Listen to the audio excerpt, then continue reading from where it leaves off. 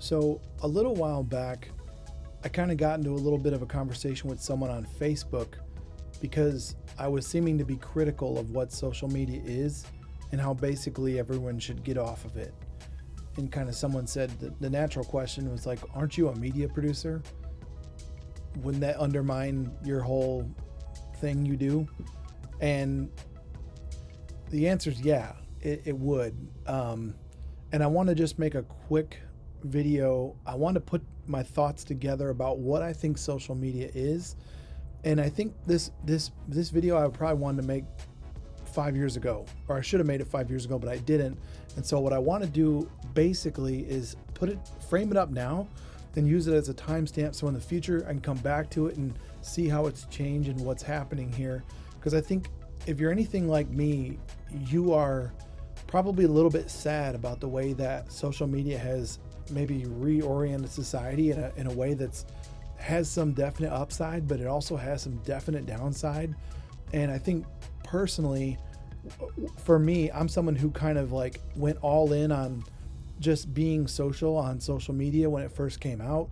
And I used it to help connect with all sorts of people and build like relationships and build kind of an audience for my business. And so I think from the age of like 2009 to like 2015, I was all in on social media. I jumped right in on Instagram, right in on Facebook. I got it at the tail end of my college, tenure or whatever. And I was all in. So for me, it's kind of sad to see how much, how much not into it I am now, and how very, very careful I know I am about what I say, how guarded and how protected I am. I used to be very open to like adding friends and like, and just being like really well connected. And now I kind of actually got rid of a lot of people that I just thought, I don't really trust you. I don't want you knowing what's going on in my life. So I lament that, I guess I'd say. I lament that change, and I know everything changes over time, but I think I want to basically just unpack what I think social media is, because over the last few years, particularly, I would say from 2015 until right now, up until culminating maybe about last year in midsummer 2021 or something, but maybe in January, maybe in summer of 2020, I don't know. We hit these really high points where everyone was really upset, and there was all this fighting and all this like demonization of different people, and it felt like, man, if you put anything out there, even remotely controversial, you're going to get burned. And I think everyone's kind of doing this like risk calculation. What's the point? What good is to be gained? And you're trying to put out some sensible thoughts. And I noticed this a while back.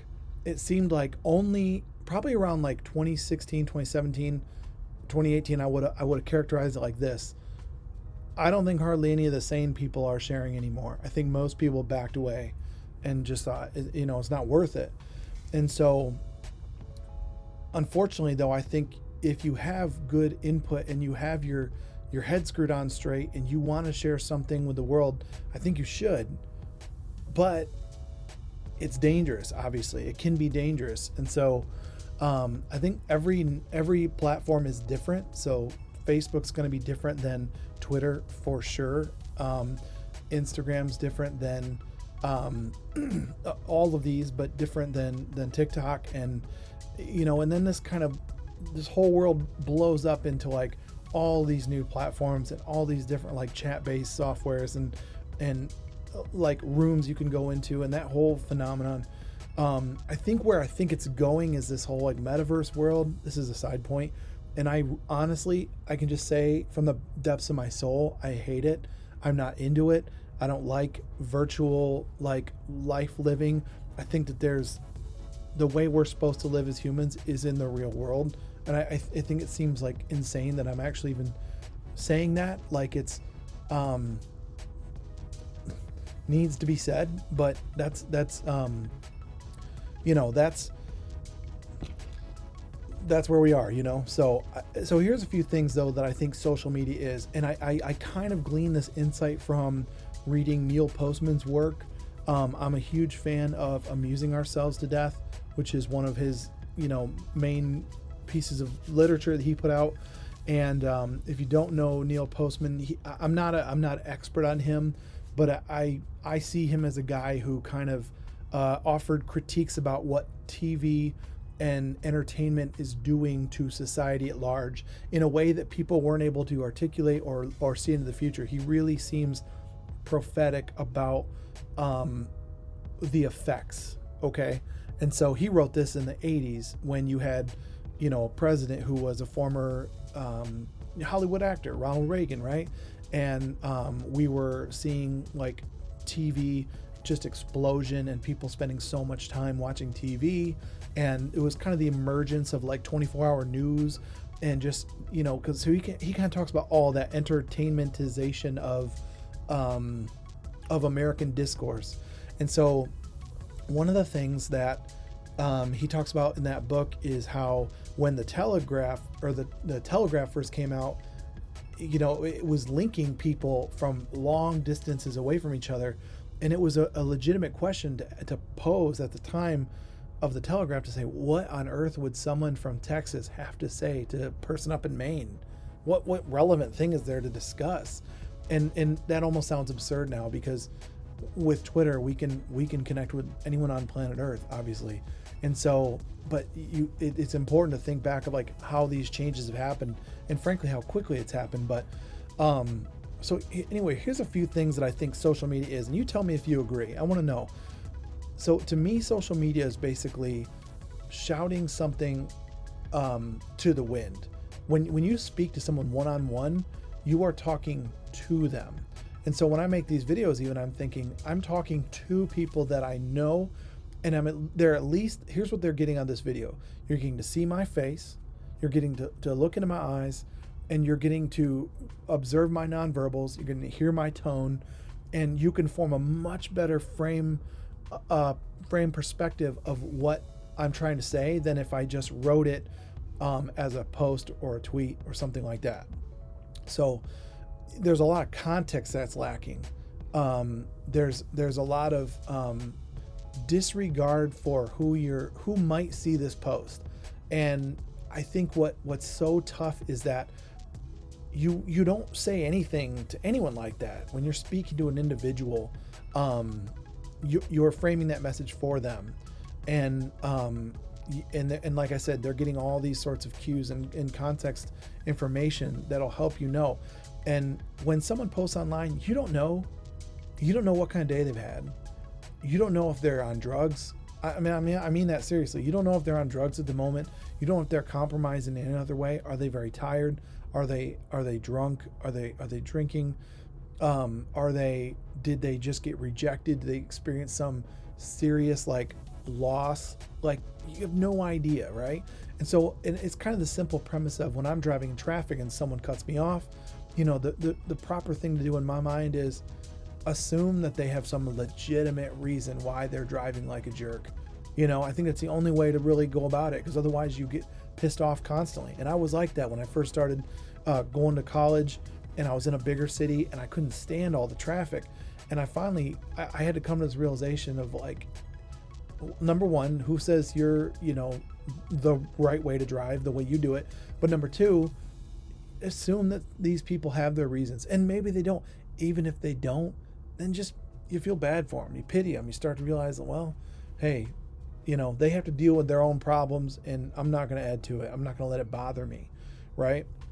But back to the social media idea, you don't know what people are going through when they say it. And I think that that's one of the biggest characteristics. And so for me, one of the biggest things too is like, I don't like to criticize people publicly. I really think that's a bad road to go down, unless they're here's the caveat I'd say. If someone is a public figure, like a governmental figure that represents the people, then I do think it's fair to critique them publicly, because that's the role they signed up for, and that's your, as a citizen, you should be able to voice your concerns, and especially if you're not just picking up the phone and calling their office or whatever. I do think it's important to do that. But otherwise, I think one of the things that's just weird is we act like just because you're online, like you're like ultimately demonizable. and that's totally different than just offering a kind-hearted rebuke or a respectful critique. um, that's fine, I guess, but it's so I think the bottom line is social media has put so much power in everyone's hands, and the people who are exercising that power are maybe a lot of people that weren't previously felt like they could do anything in life. And you see a lot of people who aren't going after it in life and aren't working hard in a job, or aren't providing for a family, or aren't trying to raise children, or aren't serving in any capacity anywhere. So their time is open and they can just get on there and get hyped by trying to wreck people and trying to destroy them.